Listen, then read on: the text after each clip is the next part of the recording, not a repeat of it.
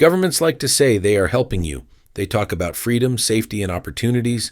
They claim that they want you to have a better life, more money, and a fair chance to succeed. But if we look closely at history, we see something very different. Over and over again, governments have used secret tricks to control money. These tricks make normal people poorer while making the powerful people richer. What is even scarier is that these tricks are not new.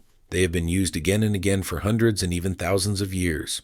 Each time they are wrapped in a new name or explained with fancy words, but the goal never changes. The goal is to move money and power upward while keeping the majority of people stuck. In this script, we are going to walk through the history of these tricks. We'll see how ancient leaders used them, how kings in the Middle Ages used them, how modern countries use them today, and how they are still shaping our lives. By the end, you'll understand how these tricks work, how they affect you, and why governments never stop using them. One of the oldest and simplest tricks is called inflation. Inflation happens when the value of money goes down and the prices of things go up. Here's how it worked in ancient times.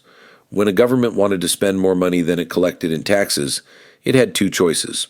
It could either raise taxes openly, which people would hate, or it could secretly reduce the value of money. Most rulers chose the secret way.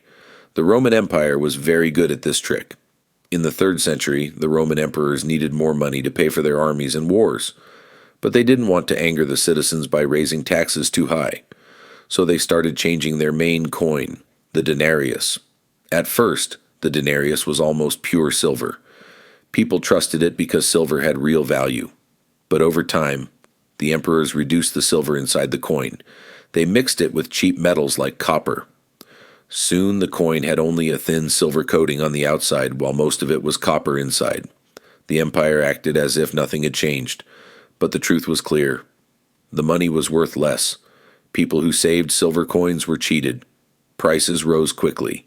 Savings disappeared. Workers could not buy as much with their pay. This was basically a secret tax on the people. And here's the most important part. This same trick is still used today. Modern governments don't shave silver off coins, but they do something similar. They print more paper money, or they create new digital money through central banks. The effect is the same. The value of money goes down, and the cost of living goes up. Why inflation works. As a trick. Inflation is sneaky because most people don't notice how it works. If the government simply raised taxes, everyone would be angry right away. But if the government quietly lowers the value of money, people don't see it as clearly. They just think prices are rising naturally, but prices don't just rise on their own. Inflation is usually caused by governments creating too much money. The result is that your savings lose power. What you could buy with $100 before may now cost $120, or even $150. This makes life harder for normal people, but it helps the government in two ways.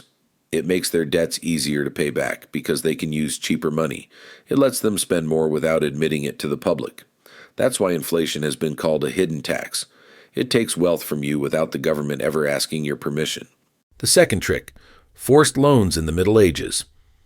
After the fall of Rome, Europe entered what we now call the Middle Ages. Life was very different then, but the financial tricks continued.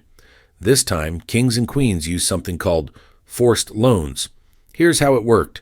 Rulers in countries like England, France, and Spain often needed money for wars, castles, or luxury living, but instead of asking people politely, they pressured the rich merchants and trade groups called guilds. The king would demand that they lend money to the crown. Of course, these loans were not really optional. If a merchant refused, he could face huge fines, lose his property, or even end up in prison. Sometimes rulers promised to pay the money back with interest, but repayment was often late, paid in weak money, or never happened at all. This meant that merchants had no real choice. They gave up their gold and silver so the king could continue spending. The trick here was simple. The rulers pretended it was a loan for the good of the country, but in truth, it was closer to robbery. This trick lasted for centuries. People called it a duty to the nation, but it was really just another way for rulers to take wealth from those who had it. The third trick, the birth of modern finance. By the 1600s, the game changed again. A new kind of trick began, and it shaped the financial world we still live in today. In 1694, the British government created the Bank of England. The story sounds nice on the surface. Britain needed money to fight wars with France. Wealthy investors agreed to lend money to the government by buying bonds. In return, the crown promised to pay them interest. At first, this looked like a fair trade. Investors gave money. The government promised repayment with extra. But who actually paid for that interest? Ordinary people. The crown raised money for interest payments through taxes on things like salt, beer, and cloth. So here's the picture. Rich investors lent money to the government and made safe profits. Meanwhile, regular citizens paid higher taxes to cover those profits. This was a clever trick. It looked like national finance that helped everyone, but in reality it was another way of moving wealth from the bottom to the top. The system worked so well that it became permanent. Even today, the safest investment in the world is considered to be lending money to a government, but the money to repay those loans always comes from taxes on workers, families, and consumers. Why this trick stuck around? The reason this system has lasted so long is because it hides who really pays. On the surface, the rich and powerful seem to be supporting the country by lending money. In truth, the normal people always end up carrying the load. Think of it like this. The wealthy put their money into bonds, get guaranteed returns, and never worry about risk. The government guarantees them safety, but to keep that promise, taxes on everyday life must rise. Even small taxes on things like food, drinks, and clothes slowly drain money from millions of families. That's why this system became a favorite trick of governments everywhere.